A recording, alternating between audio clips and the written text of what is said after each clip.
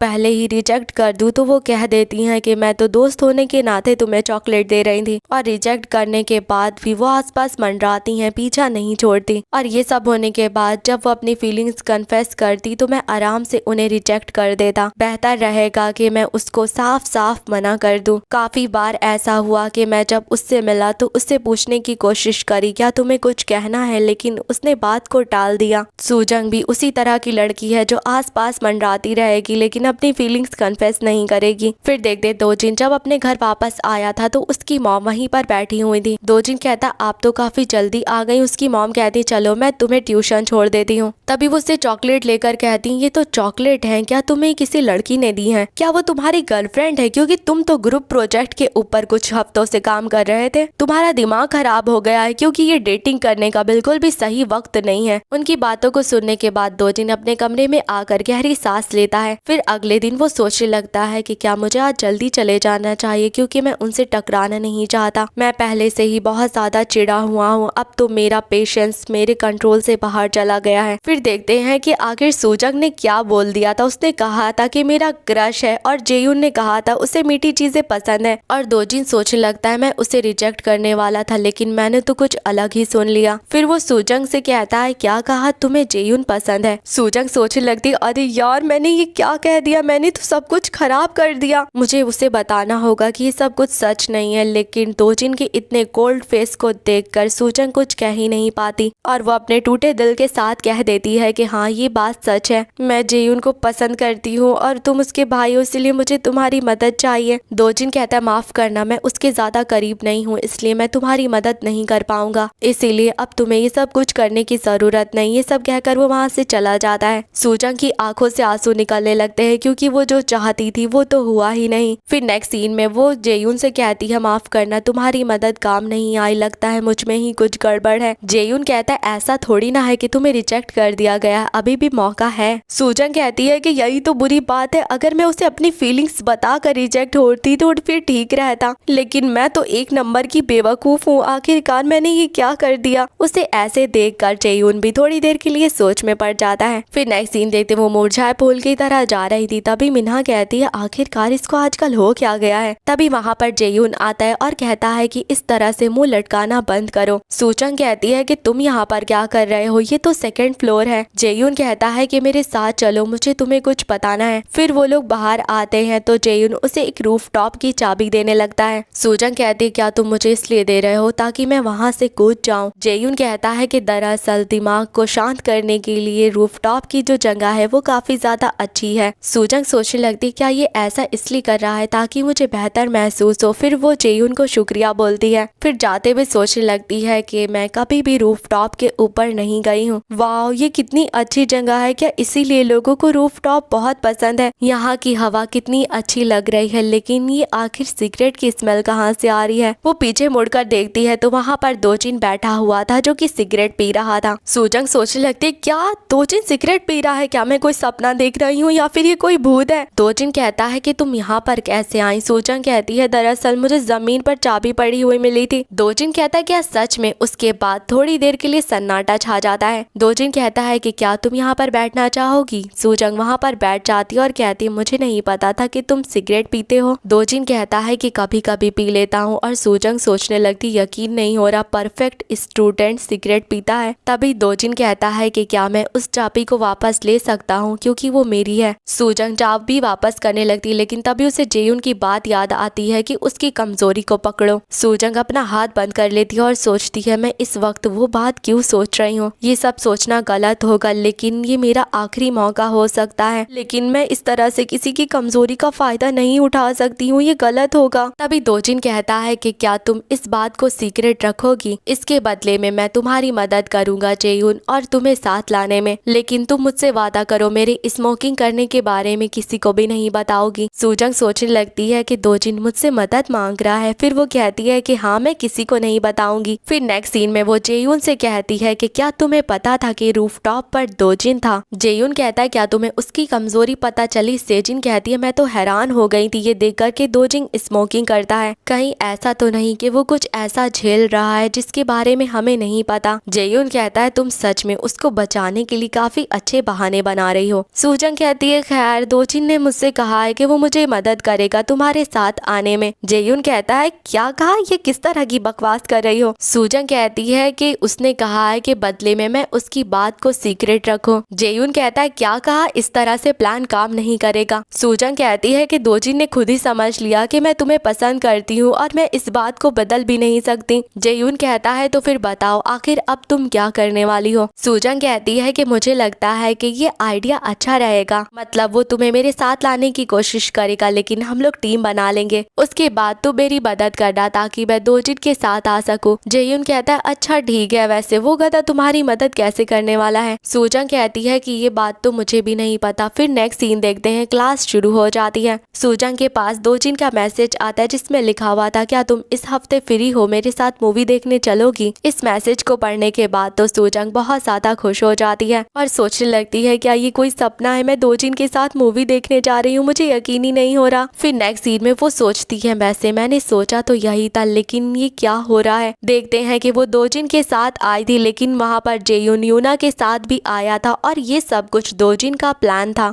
फिर कुछ घंटे पहले देखते हैं जेयून आराम से सो रहा था, तभी यूना जाकर उसे उठा देती है। जेयून कहता है कि तुम यहाँ पर क्या कर रही हो। यूना कहती है कि जल्दी उठो, हमें कहीं जाना है। जेयून कहता है चली जाओ, मुझे कहीं नहीं जाना। यूना कहती है अरे कम से कम मेरे साथ चलो तो। तभी यूना नीचे गिर जाती है। जेयून उठकर पूछता है कि क्या हो गया। यूना कहती है कि किसी की वजह से एलिमेंट्री स्कूल में मेरे हाथ पर निशान पड़ गया था, वो दर्द कर रहा है। जेयून कहता है कि अच्छा ठीक है, मुझे बताओ कि कहाँ जाना है। यूना कहती है कि जब हम लोग पहुंचेंगे तो तुम्हें पता चल जाएगा। फिर प्रेजेंट टाइम देखते जब सब आमने सामने खड़े थे। सूजंग सोचने लगती है अच्छा दोजिन का मदद करने से ये मतलब था। दोजिन कहता है कि चलो अब हम लोग को चलना चाहिए और यूना जेयून को घसीटते हुए वहाँ से ले जाने लगती है। फिर वो लोग थिएटर में आते हैं और दोजिन ने जानबूझकर ऐसी सीट चूज करी थी। वो यूना के पास बैठा था और उसने जेयून और सूजंग को एक साथ बिठा दिया था। सूजंग सोचने लगती है अरे यार हमारी सीट तो बहुत ज्यादा दूर है। फिर वो जेयून से कहती है मुझे लगता है कि दोजिन हमारी मदद करना चाहता है। जेयून कहता है कि अरे यार मैं इन सबसे बहुत थक गया हूँ, तुम उसे सच्चाई क्यों नहीं बता देती। अगर तुम नहीं बताओगी तो मैं बता दूंगा। सूजंग कहती है अरे शांत बैठ जाओ, अब जब हम लोग आ गए हैं तो क्यों ना मूवी देख ले, क्योंकि ये मूवी काफी अच्छी लग रही है। जेयून कहता है क्या सर दर्द है, चलो देख ही लेते हैं। सूजंग कहती है तुम्हें मीठी चीजें पसंद है तो क्या कैरेमल पॉपकॉर्न चाहिए। जेयून कहता है कि तुमसे किसने कहा कि मुझे मीठी चीजें पसंद है। सूजंग कहती है कि ये तो जाहिर सी बात है, तुम हमेशा मीठी चीजें खाते रहते हो। मैं प्लेन वाले खा लूंगी और तुम कैरेमल वाली खा लो। वो अपने हाथों से उसे खिलाती है। जेयून खा भी लेता और सूजंग सोचती है अब ये थोड़ा शांत लग रहा है। फिर मूवी शुरू हो जाती है। जेयून को वो काफी बोरिंग लग रही थी। वो देखता है कि सूजंग को भी काफी बोरिंग लग रही है। सूजंग कहती है कि पिछली रात मैं इतनी ज्यादा एक्साइटेड थी कि ठीक से सो ही नहीं पाई। वो इतनी ज्यादा नींद में थी कि वो जेयून के कंधे पर सर रख कर सो जाती है। जेयून उसे उठाने की कोशिश करता है लेकिन वो गहरी नींद में सो गई थी। फिर जेयून सोचने लगता है कि इसकी बालों से अच्छी खुशबू आ रही है। फिर थोड़ी देर बाद देखते मूवी खत्म हो गई थी। सूजंग आराम से उठती है। जेयून कहता है कि तुम पूरी मूवी के दौरान बस सो रही थी। वो लोग बाहर आते। दोजिन कहता है तुम्हें मूवी पसंद आई। सूजंग कहती है हाँ बहुत अच्छी थी। जेयून कहता है अच्छा पूरी मूवी के दौरान तो तुम घोड़े बेचकर सो रही थी। तभी यूना कहती है चलो खाने चलते हैं। जेयून कहता है क्या आप खाना खाने जा रहे हैं। यूना जेयून से कहती है अगर तुम बिजी हो तो मत आना। और वो सूजंग से कहती क्या तुम हमारे साथ आओगी। सूजंग उसकी आंखों में देखती है जहाँ पर साफ लिखा था कि चुपचाप घर चली जाओ। तभी जेयून कहता है कि हमारे पास करने के लिए कुछ नहीं है इसलिए हम लोग भी आएंगे। क्यों मैंने सही कहा ना सूजंग। सूजंग कहती है कि हाँ मैं फ्री हूँ। फिर जेयून आगे चला जाता है और यूना सूजंग को घूर कर देखने लगती है। तभी सूजंग को एक फ्लैशबैक याद आता है जिसमें लोग उसकी बुराई कर रहे थे और सूजंग सोचने लगती है अचानक से मुझे वो बात क्यों याद आई। फिर थोड़ी देर बाद देखते हैं दोजिन कहता है क्या कुछ है जो कि तुम खाना चाहती हो। सूजंग मीट कहने जा रही थी तब यूना बीच में बोल पड़ती है मुझे पास्ता खाना है। दोजिन कहता है मुझे भी पास्ता खाना है, कैसा रहेगा जेयून और सूजंग जाकर मीट खा ले और हम लोग पास्ता खा ले। फिर वो सूजंग की तरफ देखकर मुस्कुराने लगता है, यानी वो सूजंग की मदद कर रहा है। तभी जेयून कहता है कि मुझे मीट नहीं खाना, मुझे भी पास्ता खाना है। अब सब लोग सूजंग की तरफ देखने लगते हैं क्योंकि वही एक लौती थी जिसे मीट खाना था। फिर वो कहती है नहीं कोई बात नहीं, मुझे भी पास्ता पसंद है, मैं पास्ता खा सकती हूँ। फिर जेयून सूजंग की तरफ देखकर सोचने लगता है मैंने अच्छा करा ना। सूजंग सोचती है हाँ तुमने अच्छा करा। फिर वो लोग साथ में बैठे थे। सूजंग कुछ कहने जा रही थी तभी यूना बीच में बात काट कर कहती है कि ये मेन्यू काफी अच्छा है ना। सूजंग को समझ आ रहा था ये जानबूझ कर रही है। फिर सूजंग पास्ता ऑर्डर करती है। फिर थोड़ी देर बाद देखते सूजंग पास्ता खा रही थी और सोचती है इसको तो पास्ता खाना था तो फिर ये अब मीट क्यों खा रही है। वो दोजिन से पानी मांगने जा रही थी तभी यूना कहती है कि इसे ट्राई करो ये अच्छा है। जेयून सूजंग की तरफ देखने लगता है, उसे भी सब कुछ समझ आ रहा था यहाँ क्या चल रहा है। जेयून यूना से कुछ कहने जा रहा था लेकिन तभी सूजंग बोलती है कि तुम बार बार मेरी बात को बीच में से क्यों काट रही हो। यूना कहती क्या कहा मैंने ऐसा करा। सूजंग कहती है हाँ तुम शुरुआत से ऐसा कर रही हो। यूना कहती है माफ करना, मैं जानबूझकर ऐसा नहीं कर रही थी, मैंने तुम्हारी आवाज नहीं सुनी होगी क्योंकि तुम बहुत धीमे बोलती हो। तभी सूजंग को एक और फ्लैशबैक याद आता है जिसमें कुछ लड़कियां उसको यही बातें बोल रही थी। फिर सूजंग कहती है तुम सारी लड़कियों के पास एक ही तरह के बहाने होते हैं। वो माफी मांगकर वहाँ से जाने लगती है लेकिन तभी आकर जेयून उसका हाथ पकड़ लेता है। देखते हैं सूजंग बहुत रो रही थी।